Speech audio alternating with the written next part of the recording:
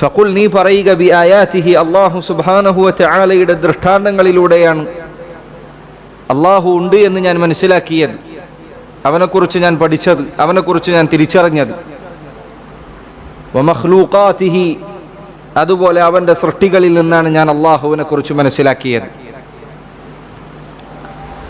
വമിൻ ആയാതിഹി അല്ലാഹു സുബ്ഹാനഹു വ തആലയുടെ ആയത്തുകളിൽപ്പെട്ട ചിലത് അല്ലൈലു വന്നഹാർ രാത്രിയും പകലുമാണ്.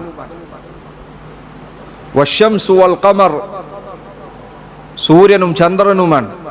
ഇവയെല്ലാം അല്ലാഹുവിൻ്റെ ദൃഷ്ടാന്തങ്ങളാണ്, അല്ലാഹുവിൻ്റെ ആയത്തുകളാണ്. ഇന്ന ഫീ ഖൽഖിസ് സമാവാതി വൽ അർദി വഖ്തിലാഫിൽ ലൈലി വന്നഹാരി ലആയാതിൻ ലിഉലിൽ അൽബാബ്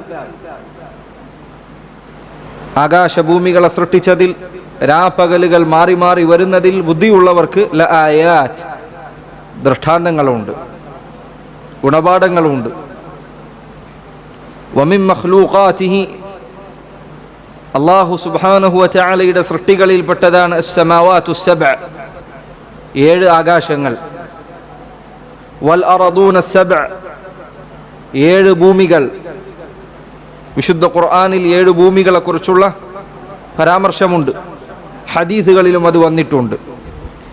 വമൻ ഫീഹിന്ന ഈ ആകാശങ്ങളിലും ഭൂമിയിലും ജീവിക്കുന്ന സർവ്വജീവജാലങ്ങളും അള്ളാഹുവിൻ്റെ സൃഷ്ടികളിൽപ്പെട്ടതാണ്.